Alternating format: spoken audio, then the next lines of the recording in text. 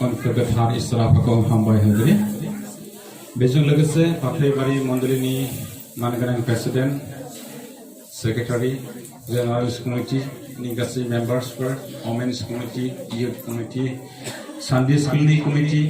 मोनफ्रोमबो कमिटिनि सायाव आंनि गोसो गोरबोनिफ्राय आंनि नखरनिफ्राय आरो आंनि गोरान सार्केल कम्पानिसनिफ्राय नोंथांमोननिसिम बर'दिननि गाहाम अनसायनायजों लोगोसे गोजोननाय रंजानायखौ जासिहरबाय लोगोसे गुबुन गुबुन मन्दिरनिफ्राय सिफायना होनाय जेसेबांनाखि आलासिफोर दं बयखौबो आंनि गोसो सिंनिफ्राय आरो बे मण्डलीनि जानानै गोजोननाय आरो रंजानायखौ जासिनायनि गेजेराव बयखौबो नाजावनाय लायो जेब्ला जों दिनैनि गाहाम बाथ्राखौ फरायनो मोनो गाहाम माथाइनि 1 राननाय 18निफ्राय 23सिम जिसुनि जोनोम सानखौ जों मिथिनो मोनो आरो इसोरा दिनैनि गोथार बाइबेला जोंखौ बानजायो जों जोंनि बनाव आं सानदों मानगोनां प्रेसिडेन्ट सार चेलेन्ज दिनै रिसर्च खालामनायखौ आं नायबाय बिथाङा चेलेन्ज खालामदों जुदिअबा हाया ना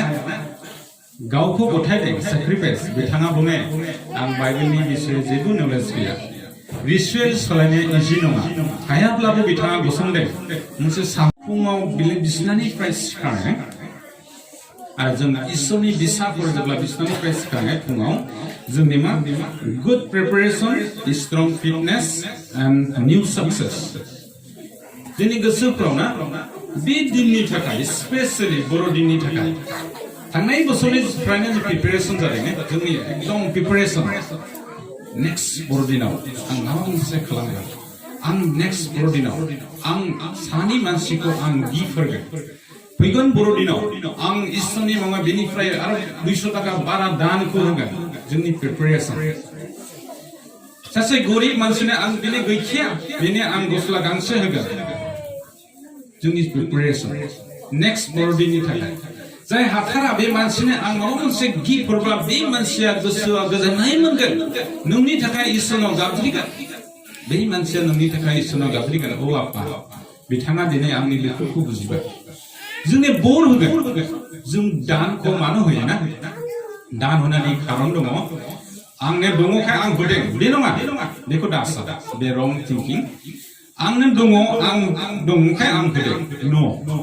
आं साने आं दान होदों आंनि जिउनि थाखाय आंनि गथ'फोरा उननि जिबनाव देरथोंसै इसोरनि ब्लेसिंआ आंनि गथ'फोरनि जिबनाव जाहाथे फैयो बेनि थाखाय जों दान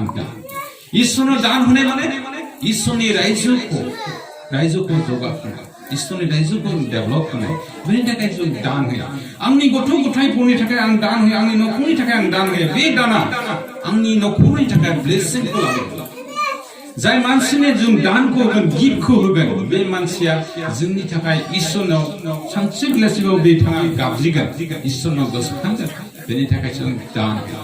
बे दिननि थाखाय जों गुड प्रिपारेसन खालामदों ने बोसोरसे जों दा प्रिपारेसन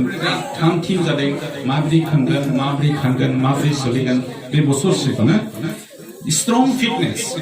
जेब्ला आं गोख्रोङै थागोन अब्ला बे खामानिखौ मावनो थाखाय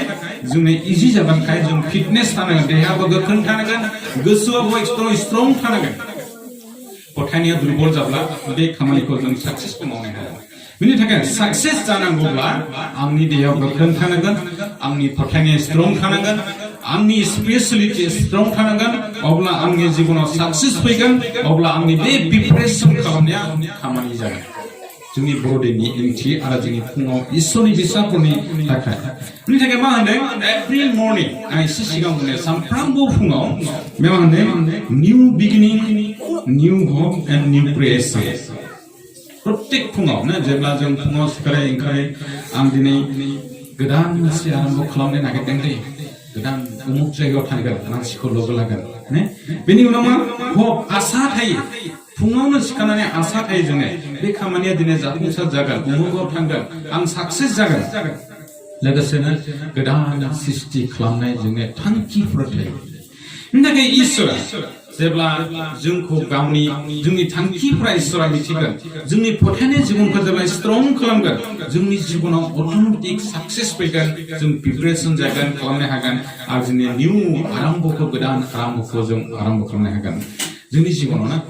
जों इसोरनि बिसाखाय जोंनि साननायफ्रा जोंनि मावनायफ्रा जोंनि थाबायनाय आं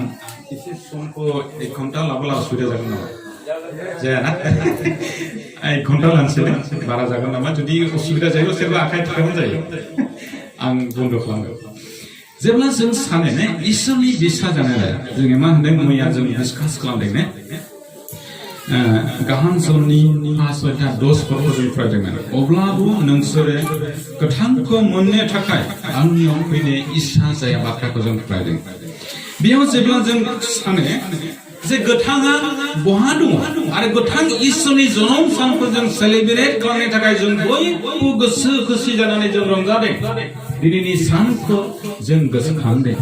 दिनैनि सानानो जोंनि गोथां इसोर मैया जों डिसकास खालामदों जे जोंनि जिउनि उद्देश्यआ सासे नंगौ इसोरखौ खुलुमनाय आरो बे नंगौ इसोरखौ खुलुमनायजों जों दिनै बेयाव गसंदों आरो बे इसोरा होनदों अब्लाबो नोंसोरो गोथांखौ मोननो थाखाय आंनियाव फैनाय इसा जाया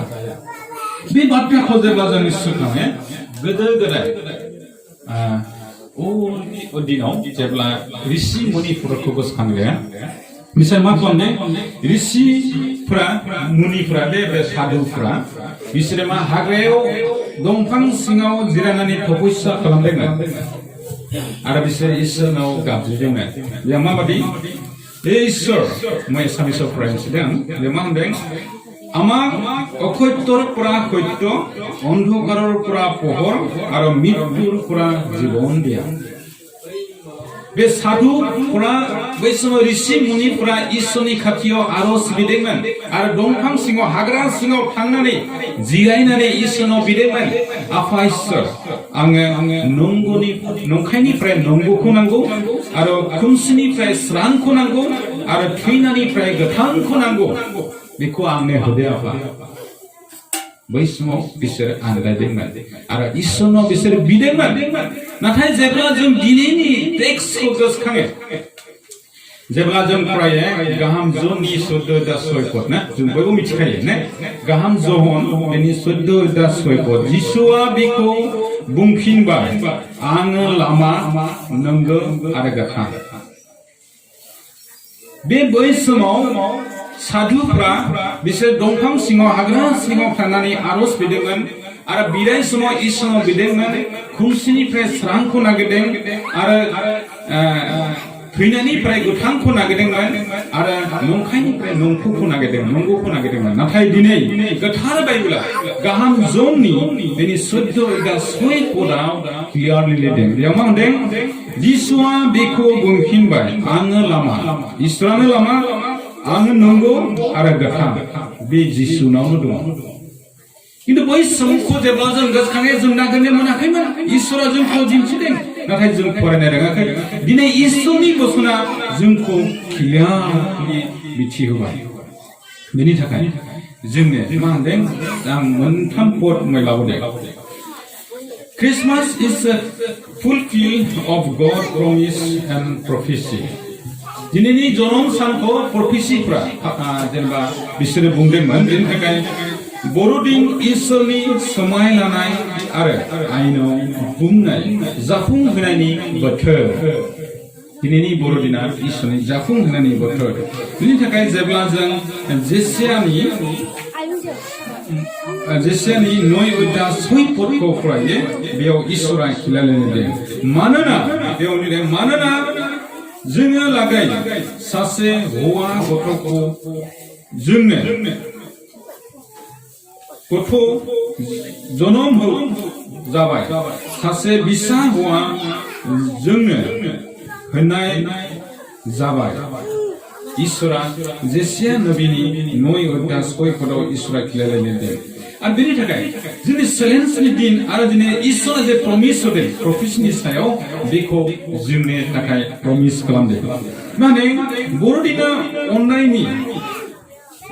नुजासारनाय एसे सिगां बुंनाय बाथ्राया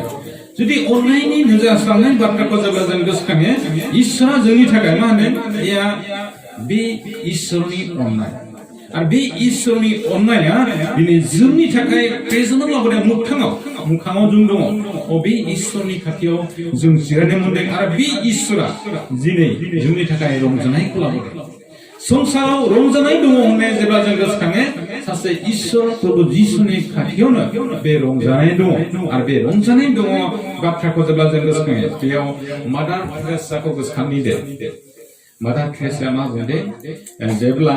गाव बेमारिफोरखौनो जों बयबो मिथियो मादार टेरेसा केलकातायाव दङमोन वेस्ट बेंगलाव आरो बे जेब्ला गावनि बेमारिफोरखौ मा होनदों जेब्ला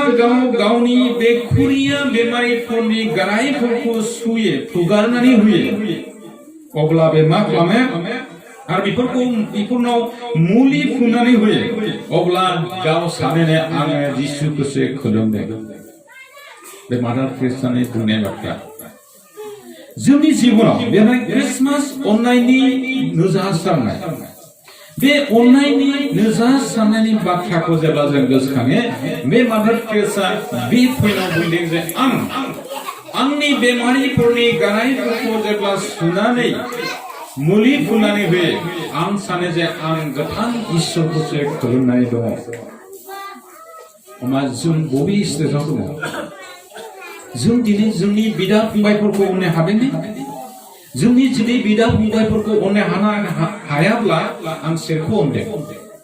आं सोरबा आंनि गामियाव आंनि मन्दिराव सासे गरिब मानसिया दङ बेखौ आं हेफाजाब होदोंने आं अबा बहा दं बे बाथ्राखौ जेब्ला जों गोसोखाङो जे इसोरनि अननायजों इसोरनि बाथ्राजों जों दिनै बुजिनो हादों जे इसोरा जोंनि जिउआव जे फोथायनाय दङ बे फोथायनायखौ आरोबाव जौगाहोनो थाखाय आरोबाव स्ट्रं खालामनो थाखाय गोख्रों खालामनो थाखाय इसोरा जोंखौ नाजावगासिनो दं आरो बे इसोरनि बोरजों दिनै जोंखौ नुजाहोदों जे जोंनि जिबनाव जुदि सानोब्ला जों इसोरनि हेफाजाबजों बे बर'दिननि समा सबसे गिदिर फोरबो होननाय जोंनि इसोरनि बिसाफोरनि बेनो आरो बेनि उनाव जों जुदि सानोब्ला दिनैनि दिना जोंनि थाखाय मोनसे ब्लेसिं गोनां दिन बे बोसोरसेनि गेजेराव जों मा जागोन बबे जायगायाव थागोन जों जेबो मिथिया नाथाय बे मोनसे सम जोंनि जिबनाव थांखि जानानै मोनसे गिदिर सम आरो बे समखौ जों खोमानानै लानो नाङा जों सानो जों थांखि लानांगौ आरो बे थांखि लानानै थांखि जानायखौ जों साक्सेस खालामनांगौ होननानै जेब्ला जों सानो आं नेक्स्ट बर'दिनाव आं बेखौ जाफुंहोगोन आंनि गुबुनखौ बाद होनानै आं जे फोथायो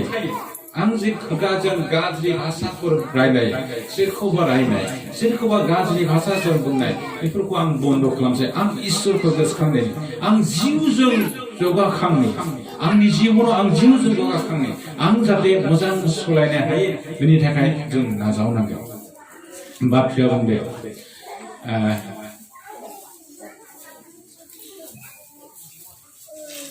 सेस्ता खालामब्लासो खालामनो हायो आं बे सल'खौ बावदों जेब्ला सेस्ता खालामगोन अब्लासो बे गथ'आ मान बायनो हागोन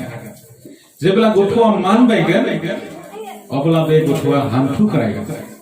जेब्ला गथ'आ हान्थु खरायगोन बे गथ'आ गसंनोबो हागोन जेब्ला गथ'आ गसंनो हागोन बे थाबायगोन जेब्ला गथ'आ थाबायगोन बे खारनोबो हागोन जेब्ला बे गथ'आ खारगोन अब्ला बे गथ'आ समाव जिबनाव बेनि जिबनाव बिरनोबो हागोन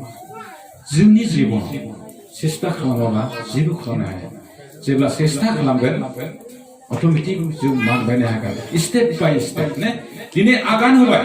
देग्लाय दिनैनिफ्राय बे बर'दिननिफ्राय आं नेक्स्ट आगानखौ बबे जायगायाव होगोन जों साननांगोन जोंथ' सुबारियाव आगान होआ जोंथ' हाब्रु थाब्ला बे हाब्रुआवथ' जों गाया बेयाव आगान होब्ला आं लेथ्रा जागोन आंनि आथिङा लेथ्रा जागोन बा आंनि जुथाया लेथ्रा जागोन जों बेयाव आगानखौ होआ जों मोजां गाज्रिखौ साननो रोङो नाथाय जों बबे जायगायाव आगान होगोन आं फैगोन 2021 नि बर'दिनखौ आं माबोरै सेलिब्रेट खालामगोन जों थांखि लानांगोन बे बोसोराव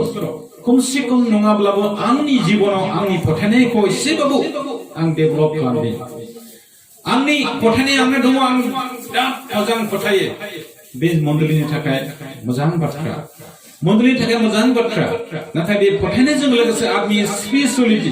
आत्मिकताखौ आं डेभेलप खालामो आंनि फोथायनायजों आंनि आत्मिया बहा दङ आत्माया स्पिरिचुवेलि माबायदि डेभेलप खालामनो हादों जों स्टेप बाय स्टेप जों जेब्ला आवगायगोन अब्ला जों खालामनो हागोन बेयाव थामथियाव दङ बर'दिन नुजासारनायनि सान बेयाव मा होनदों जेब्ला जोंनि जिबनाव गोबां बुस्थु जों नागिरो नाथाय बे बुस्थुफोरखौ नागिरनाय समाव जों आन्दायो हयतोबा साख्रि जिबनाव हयतोबा जोंनि जिबनाव गोबां खामानिफोर थायो बे खामानियाव थानायनि थाखाय जों लामा आन्दायनानै दङ थायो जे लामायाव थांनाङामोन बे लामायाव थांनानै जों गोसोखाङो आं भुल जादों गोरोन्थि जादों बेबादिनो जेब्ला प्रभु जिसु जोनोम जादोंमोन बै समाव साथाम मानसिखौ गोसोखाङो प्रभु जिसु जोनोमनि सानाव बेयाव मा होनदों फार्स्ट पइन्टआ जाबाय सेफार्ड ना मेन्दा लावखारफोरनो स्वर्गदूत जानाय मेसेज हरदोंमोन आरो जेब्ला जों बेखौ गाहाम लुकासनि 2:11 फोराव फरायो बेयाव क्लियारलि लिरदों मानोना दिनै नोंसोरनि लागै बासायग्राया दाबिदनि नगराव सारि जाबाय बियो ख्रिस्ट प्रभु बै समाव प्रभु जिसुआ बे सेफार्ड मेन्दा लावखारफोरनो मेसेजखौ होदों आरो मेन्दा लावखारफ्रा बिनि इसोरनि स्वर्गदूतनि मेसेजखौ नुनानै बिसोर गोरोन्थि खालामाखै बिसोर सिदा इसोरा बहा दङ बहा जोनोम जादों बै जायगायाव थांनानै बिसोर सहैदोंमोन आरो मोजां मेसेजखौ बिसोर मोनदोंमोन नैथियाव जेब्ला जों गोसोखाङो गणकफोर साथाम गणकफोरनि जिबन नैथियाव होनदों गणकफोर बिसोरो मा खालामदों हाथरखिखौ नायै नायै फैयै सफैया जानायाव जेब्ला खाथि थानांगौ अब्ला बिसोरो लामा आन्दायदों लामा आन्दायदों माबोरै होननांगौ बिसोरो मा खालामदों राजा हेरदनावसो थांनो नाङामोन नाथाय बिथांमोना थांदों बेथ' हयथ' इसोरनि थांखि हयथ' बिसोर बै जायगायाव जों सहैबाय बेयाव मिथिखायो जे जायगायाव प्रभु जिसु जोनोम जागोन बे जायगायाव हाथिम केसि जागोन दलद थागोन होननानै बिसोर मिथिखायो अब्लाबो बिसोरो राजा हेरदनाव थांदों लामा आन्दायनाय जादों बिसोरो थांनानै बार लामा राजा हेरदआ प्रभु जिसुखौ सिथारनो नागिरदों बिनि थाखाय जोंनि जिबनाव आं गोसोखाङो जों लामा आन्दायो समाव मोजां मिथिजोबनानैबो जों गुबुन लामाजों थांनानै जों लामा आन्दायनानै जों नस्थ' जायो नाथाय बिथांमोनाबो बे साथाम गणकफोराबो इसोरखौ आन्दायनानै राजा हेरदनाव थांदोंमोन राजा हेरदनाव थांनानै बिसोरो बेनिफ्रायसो प्रभु जिसुनाव थांदोंमोन बेनि उनाव जेब्ला जों गोसोखाङो थामथियाव राजा हेरद बेनि गोसोआ बिराद गाज्रि जों मिथिखायो ना बे गणकफोरनि साथाम गणकफोरनि गोसोआ गाज्रि नङा जुदियोबा लामा आन्दायदों बिसोर थिक जायगायाव सहैदों आरो बेमा राजा हेरदखौ गोसोखाङो बे नागिरबाय दे खुलुमनो होननानै बुंदों खुगाजों बुंदों नाथाय बेनि गोसोआ गाज्रि बेनि थाखाय बे इसोरखौ नुजायाखै लोगो मोनाखै सिखानोबो हायाखै बेनि जिबनखौ गोसोखांदों अब्ला जों बे साथाम पइन्टनिफ्राय बबे जायगायाव आं दङ बा जों दङ आं बे साथाम गणकफोरनि बादि लामा आन्दायदों नामा आं बे मेन्दा लावखारफोरनि बादि आं सिदा इसोरखौ फोथायनानै आं गोख्रों जानो हादों नामा ना राजा हेरदनि बादि आंनि गोसोआव गाज्रि दङ नामा इसोरा बुंदों नोंनि खाथिनि बिदा फंबायफोरजों मिलायनानै थादो गोसो खुसि सुख दुख रंजा बाजा सोलिदो जुदि इसोरा जोंखौ बुंदोंबा आं बबे जायगायाव दङ बबे जायगायाव आं गसंनाय दङ जोंनि जिबनाव इसोरखौ खुलुमनो जोंनि जिबनाव गोसोआव दुखु थानो नाङा जोंनि जिबनाव गोसोआव गाज्रि थानो नाङा जोंनि जिबनाव नंगौ इसोरखौ खुलुमनायाव जोंनि इउनिटि खौसेथिखौ जों ज' लाखिनांगौ स्ट्रं लाखिनांगौ अब्ला जोंनि फोथायनायाव वार्शिप खालामनायाव न'खर गिदिंनायाव न'खर गिर्जा खालामनायाव जोंनि फेल'शिप खालामनायाव जोंनि आरोबाव जाय बिथांमोना डेभेलप जादों स्पिरिचुवेलि डेभेलप जानाय दङ फोथायनायाव गोख्रों जानाय दङ बिथांमोनखौ आरोबाव गोजौआव दिखांनाय जायो जोंनि इउनिटियानो बिथांमोनखौ आरोबाव गोजौआव दिखांगोन जोंनि मण्डलीया डेभेलप जागोन एसे सिगां जों मानगोनां प्रेसिडेन्ट सारा बुंदों जे मानगोनां सासकस्तर मण्डलीनि पास्टर बिथाङा कुसुमबिलाव थांबाय आलासि हिसाबै जुदि बिथांखौ लांनानै बै कुसुमबिलनि मण्डलीया डेभेलप जादोंब्ला बे थांनायाव जेबो गोरोन्थि नङा मोजांसो बिथांमोना मन्डलीबो जौगाखांनांगौ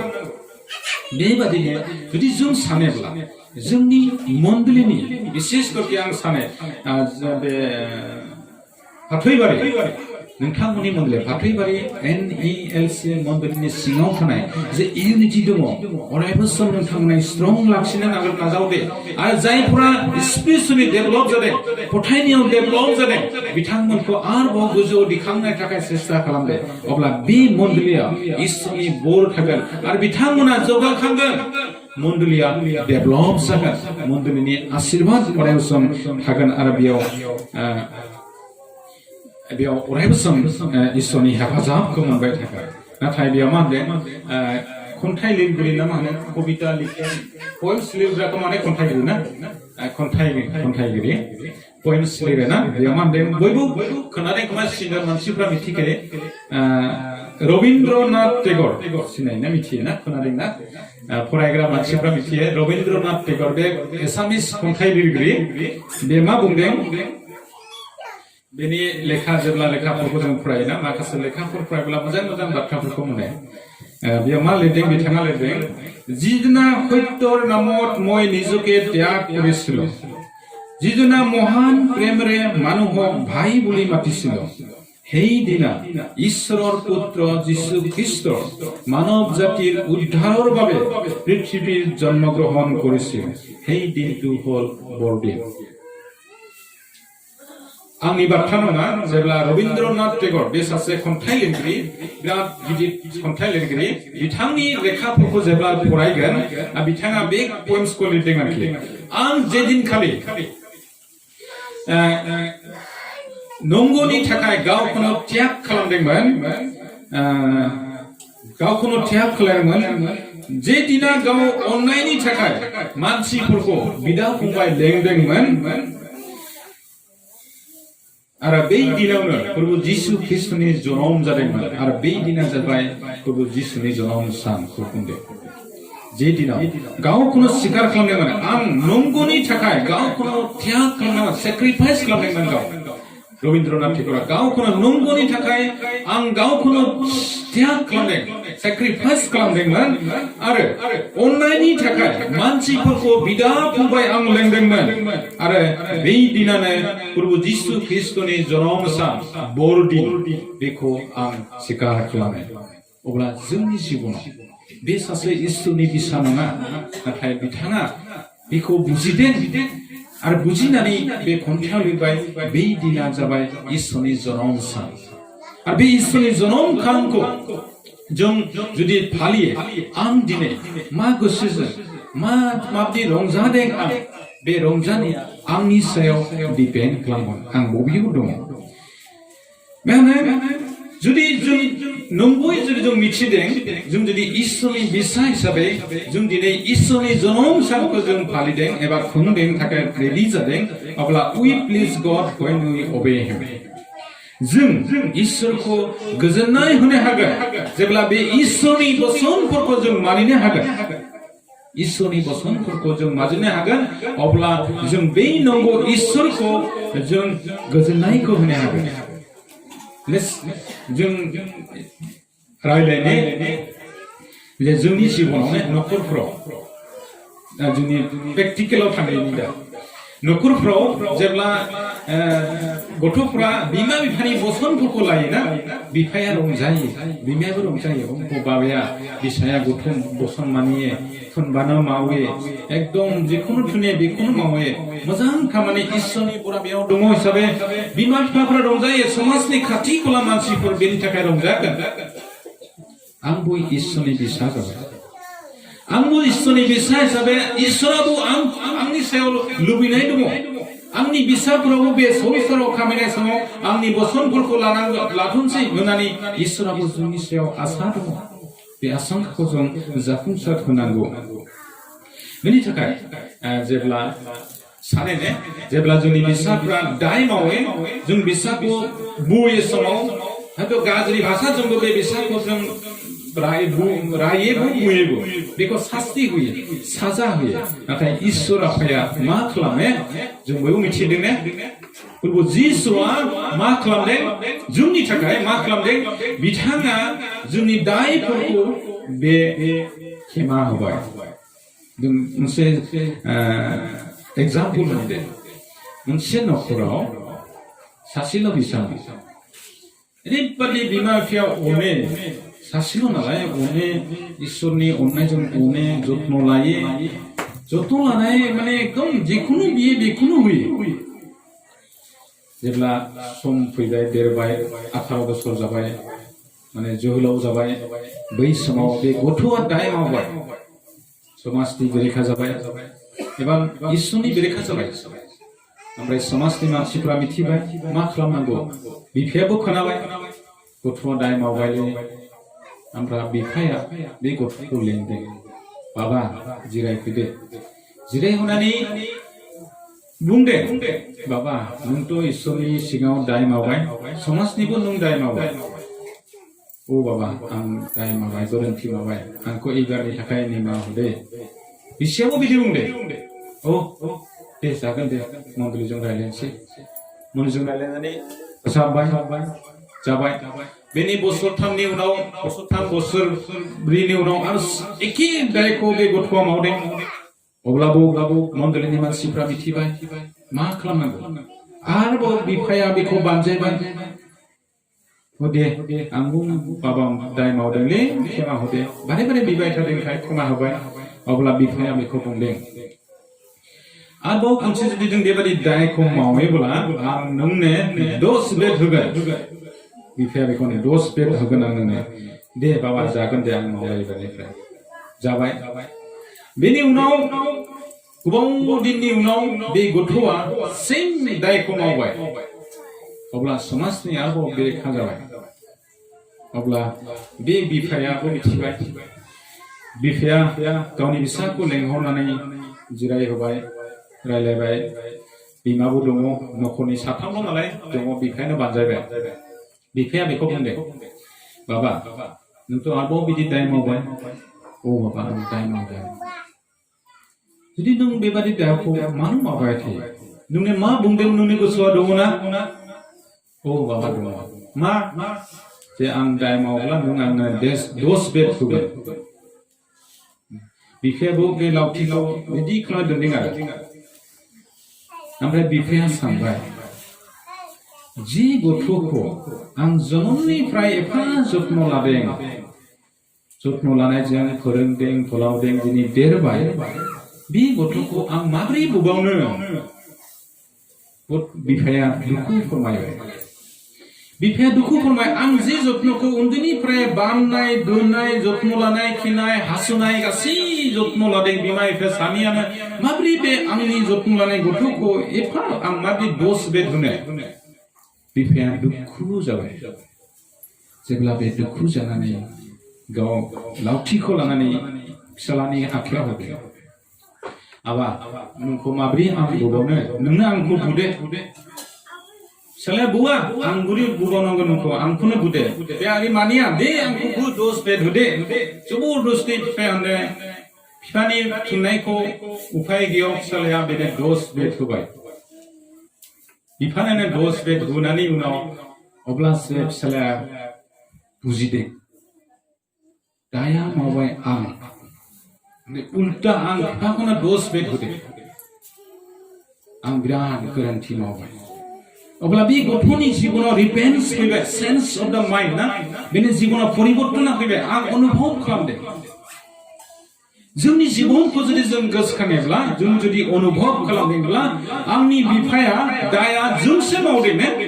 जोंसो दाय मावदों नाथाय आफा इसोरा जोंनि थाखाय बेसेबां बुजादों कालभारि क्रुसाव बिथाङा दुथाब जादों सोरनि थाखाय गावनि फिसाफोरनि थाखाय जोंनि थाखाय जों मालाबा अनुभव खालामदों ना सानजा जों सानदों जे आफा इसोरा आंखौ फ्रिडम होबाय सालभेसन आं गोसो बादि थाबायनो हायो ना आंखौ बेबादि खालामनो जों थाबायदों गोसो बादि आं मावनो हायो ना बेबादि होदों नो इसोरा जोंखौ बिदि थोनाखै इसोरा जोंखौ अननायखाय जोंनि थाखाय जोंनि दायफोरनि थाखाय जोंनि पापफोरनि थाखाय बे कालभारि क्रुसाव दुथाब जादों आरो जों दिनै बुजिनो हायाखै जों दिनै गोसो सिंनिफ्राय बुजिनो नाजावाखै बेनि दुखुखौ बेनि सेक्रिफाइसखौ इसोरनि सेक्रिफाइसखौ जों बुजिनो सेस्ता खालामाखै नाजावाखै जों गावजों गाव एना एनि गावजों जों नांलाय खमलाय जानानै जों थायो बबे इसोराव दङ जों बबे इसोरनि भटखौ लादों बाइबेलाव एफा गिदिर बाइबेला बबे भटखौ आंनि मेलेमाव सोनाय लादों जे गावबा गाव एना एनि खालामनाय सोलिनांगौ इसोरा बुंदों नोंसोर गावजों गाव एना एनि नङा नोंसोर मिलायनानै एरा धरानि गेजेरजों नोंसोर सोलिदो बबे भटआव लिरनाय दङ जे नोंसोर नांलायदो खमलायदो गावजों जों रायज्लायनो नाङा थोनाखै नाथाय इसोरा जोंखौ अनदोंसै खेमा होदों इसोरनि चरित्रखौ जों लानांगौ इसोरा जोंखौ थोनदों निश्चयाव जेब्ला जों खानो जों जुदि सेक्रिफाइस खालामदोंब्ला बे मा होनदों जहननि 14:23 होनदों जिसुआ बुंफिनबाय सोरबाया आंखौ अनोब्ला बियो आंनि बाथ्राखौ मानिगोन आरो आंनि आफाया बिखौ अनगोन आरो जोङो बिनियाव थांनानै बिजों थाफागोन सोरबाया आंखौ अनोब्ला बे आंनि बाथ्राखौ मानिगोन जुदि जों नंगुबै इसोरनि बे बिसा जाबाय इसोरखौ जों मानिदों अब्ला बेनि बोसोनफोरखौ मानिगोन जहननि गाहाम जहननि 14:23 बे बोथोरखौ बुंदों जों मा होनदों जों इसोरखौ सन्तुष्ट खालामनो हायो जेब्ला जों चार्चआव गिर्जायाव एटेन्ड जों खालामनो हायो सिस्टेमेटिकेलि जेब्ला जों गिर्जायाव हाबगोन इसोरनि बोसोनफोरखौ मानिगोन नखर गिर्जायाव हाबगोन प्रेयारफ्राव भाग लागोन शुक्रबार गिर्जायाव हाबगोन इउथफोरनि गिर्जायाव इउथफोर हाबगोन अब्ला इसोरा जोंनि सायाव सेटिसफाइ जायो सन्तुष्ट जायो होनदों बेयाव मा होनदों एटेन्डिं टु द चार्च जोंनि डिसिप्लिन जों अबिडियेन्स जादोंब्ला जों इसोरनि बोसोन मानिग्रा जानांगोन आं दिनै बर'दिन गिर्जाखौ हाबबाय बोसोरसे गैला फैगोन गुड फ्राइडेआव गिर्जायाव हाबगोन होननानै आं इसोरखौ सन्तुष्ट खालामनो हागोन नामा हानाय नङा जुदि आं दिनै बर'दिन गिर्जानि उनाव गुड फ्राइडेनि गिर्जायाव हाबगोन गुड फ्राइडे जोबबानो आं बर'दिनाव फैथोंसै आं नेबाय थानोसै होननानै आं इसोरखौ सन्तुष्ट खालामनो हागोन हाया सोरबा साख्रिया सानो जे मासाव सानसेल' थांनानै मासाव पुरा गैया नेक्स्ट मासावसो सप्तासे कन्टिनिउ डिउटि खालामगोन बे अफिसारा बेखौ मोजां मोनगोन नामा बेखौ सासपेन्सन खालामनो दोनगोन मानो नों फैया डिउटि मावनांगौ खामानि नांगौ नों मानो फैयाखै जुदि बे अफिसारखौ बे साख्रियावलाय जुदि सन्तुष्ट खालामनांगौब्ला अब्ला बे अफिसारनि बुंनाय मानिफोरखौ मानिजोबनांगौ अफिसाव टाइम टु टाइम एटेन्ड जानांगौ बेबादि सोलिब्लासो बे इसोरा बेनि सायाव मानसिया मोजांलै होननानै बेखौ साबायसिगोन जोंनि आफा इसोराबो बेबादि बे इसोरा बैथ' अफिसारसो जेबो नङा जोंनि आफा इसोरखौ जेब्ला जों गोसोखाङो आं बहा थांदों मा बाथ्रा रायलायदों मा मावदों इसोरा गासै मिथिजोबो नाथाय आं बबे इसोराव दङ आं बबे लेभेलाव दङ दिनैनि जोंनि सान दिनै गेदेर सानाव जों समायलानि आं बेबादि हरनिफ्राय गोजानाव थानाय आं इसोरखौ गोसोखांनानै होनानै आं जेब्ला गोसोखांगोन बे इसोरनि गोथार जिउआव आंनि जिबनाव बा जोंनि जिबनाव मोजां खामानिखौ मावगोन